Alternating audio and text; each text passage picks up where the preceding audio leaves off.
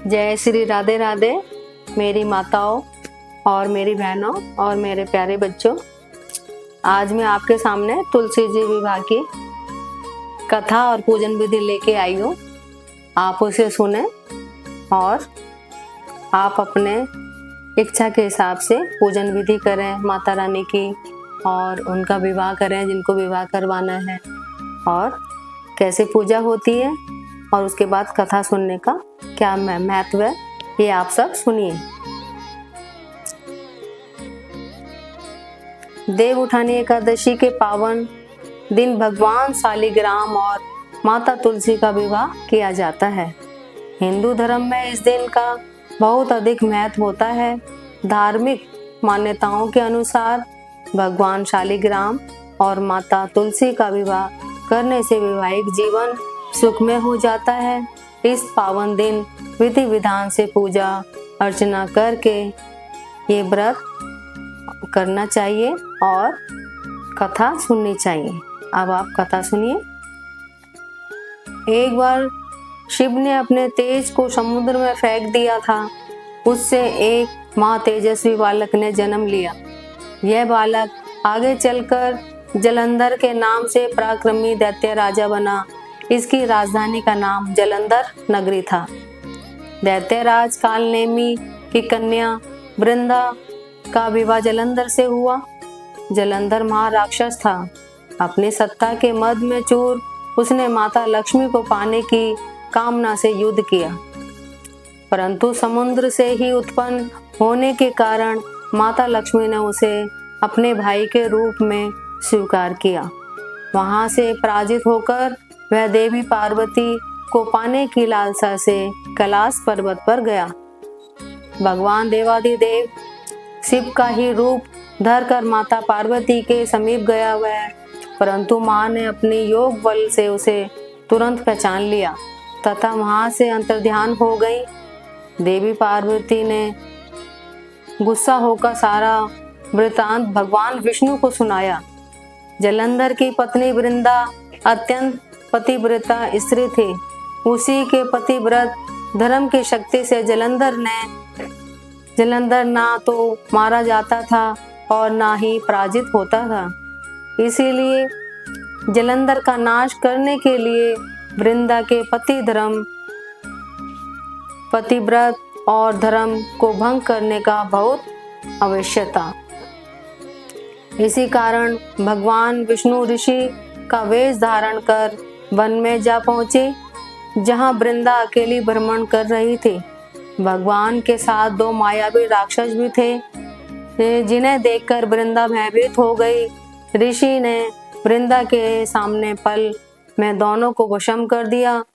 उनकी शक्ति देखकर वृंदा ने कैलाश पर्वत पर महादेव के साथ युद्ध कर रहे अपने पति जलंधर के बारे में पूछा। ऋषि ने अपने माया जाल से दो बानर प्रकट किए। एक बानर के हाथ में जलंधर का सिर था तथा दूसरे के हाथ में धड़।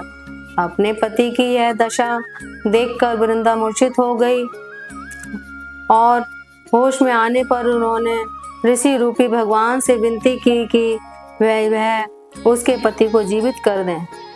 भगवान ने अपनी माया से पुनः जलंधर का सिर धड़ से जोड़ दिया, परंतु वह भी उसके अंदर उसी शरीर में प्रवेश कर गए। वृंदा को इस छल का तनिक भी आभास न हुआ। जलंधर बने भगवान के साथ वृंदा पतिव्रत का व्यवहार करने लगी, जिससे उसका पति सात्विक भंग हो गया। ऐसा होते ही वृंदा का पति जलंधर युद्ध में हार गया। इस सारी लीला का जब वृंदा को पता चला तो उसने गुस्सा होकर भगवान विष्णु को बहुत दिल दुखी होकर उन्हें श्राप दे दिया कि तुम पत्थर के बन जाओ। अपने भक्त के श्राप को भगवान विष्णु ने स्वीकार किया और शालिग्राम पत्थर बन गए। सृष्टि के पालनकर्ता के पत्थर बन जाने से ब्रह्मांड में असंतुलन की स्थिति हो गई। यह देखकर सभी देवी देवताओं ने वृंदा से प्रार्थना की कि वह भगवान विष्णु को श्राप मुक्त कर दें। वृंदा ने भगवान विष्णु को श्राप मुक्त कर स्वयं आत्मदेह कर लिया। जहाँ वृंदा भस्म हुई वहाँ तुलसी का पौधा उग गया। भगवान विष्णु ने वृंदा से कहा, हे वृंदा, तुम अपने सात्विक के कारण मुझे लक्ष्मी से भी अधिक प्रिय हो गई हो। अब तुम तुलसी के रूप में सदा मेरे साथ रहोगी। तब से हर साल कार्तिक महीने के देव उठानी एकादशी का दिन तुलसी विवाह के रूप में मनाया जाता है। जो मनुष्य भी मेरे शालिग्राम रूप के साथ तुलसी का विवाह करेगा उसे इस लोक और परलोक में विपुल यश प्राप्त होगा। उसी दैत्य जलंधर की यह भूमि जलंधर नाम से विख्यात है। सती वृंदा का मंदिर मोहल्ला कोट किशनचंद में स्थित है। कहते हैं कि इस स्थान पर एक प्राचीन गुफा भी थी जो सीधी हरिद्वार तक जाती थी। सच्चे मन से 40 दिन तक सती वृंदा देवी के मंदिर में पूजा करने से सभी मनोरथ पूरे होते हैं। जिस घर में तुलसी होती है वहाँ यम के दूत भी असमय नहीं आ सकते। मृत्यु के समय जिनके प्राण मंजरी रहित तुलसी और गंगा जल मुख में रखकर निकल जाते हैं वह पापों से मुक्त होकर वैकुंठ को प्राप्त होता है।